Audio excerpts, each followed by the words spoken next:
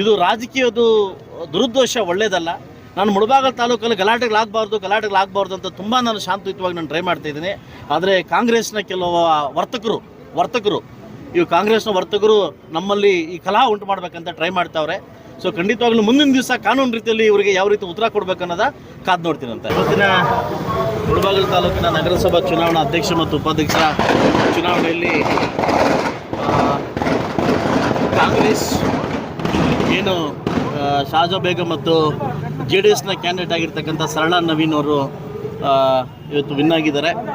15 ಮತಗಳು ನಮ್ಮದು, 18 ಮತಗಳು ಅವ್ರದ್ದು ಮುಖಾಂತರವಾಗಿ ವಿನ್ ಆಗಿದ್ದಾರೆ. ಇದು ಕಾನೂನಕ್ಕೆ ಒಂದು ಬಹಿರಂಗವಾದತಕ್ಕಂಥ, ಕಾನೂನಕ್ಕೆ ತದ್ವಿರುದ್ಧತಕ್ಕಂಥ ಎಲೆಕ್ಷನ್. ಇದು ಒಂದು ಪಕ್ಷದಲ್ಲಿ ಗೆದ್ದು ನಮ್ಮ ಪಕ್ಷದ 4 ಜನ ಕ್ಯಾಂಡಿಡೇಟ್ಸ್ ಹೋಗ್ಬಿಟ್ಟು ಆ ಕಡೆ ಕಾಂಗ್ರೆಸ್ನ ಗೆಲ್ಲಿಸಿದ್ದಾರೆ.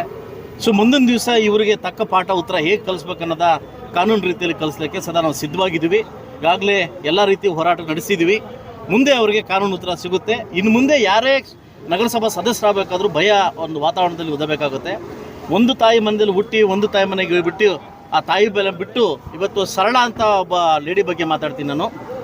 ಶ್ರೀಮತಿ ಸರಳಾ ನನ್ನ ಅಣ್ಣ ಅಂತ ಕರೆದು ನನ್ನ ಕಡೆ ಬೀಪರನ್ನು ತೊಗೊಂಡು ಹಣ ತೊಗೊಂಡು ಇವತ್ತು ಒಬ್ಬ ಅದೇ ಜಾತಿಯವ್ರನ್ನ ನಿಲ್ಲಿಸಿದ್ರೆ, ಒಬ್ಬ ಗೊಲ್ಲ ಜಾತಿಯವ್ರನ್ನ ನನ್ನ ಕ್ಯಾಂಡಿಡೇಟ್ ಆಗಿ ಮಾಡಿದರೆ ಇವತ್ತು ಶಾಜಾ ಬೇಗಂ ಅವ್ರಿಗೆ ಹೆಲ್ಪ್ ಮಾಡಿದ್ದಾರೆ. ಇವತ್ತು ಲಾಸ್ಟು ಡಾಕ್ಟರ್ ಖಾನು ಅಧ್ಯಕ್ಷ ಆಗಿದ್ದರು, ಆಮೇಲೆ ಶಾಜಾ ಬೇಗಂ ನಮ್ಮ ರಿಯಾಜ್ ಹೆಂಡತಿ ಆಗಿದ್ದರು, ಲಾಸ್ಟು ರಿಯಾಜ್ ಅವರಾಗಿದ್ದರು, 4ನೇ ಬಾರಿ ಕೂಡ ಶಾಜಾ ಬೇಗಂ ಆಗಿದ್ದಾರೆ.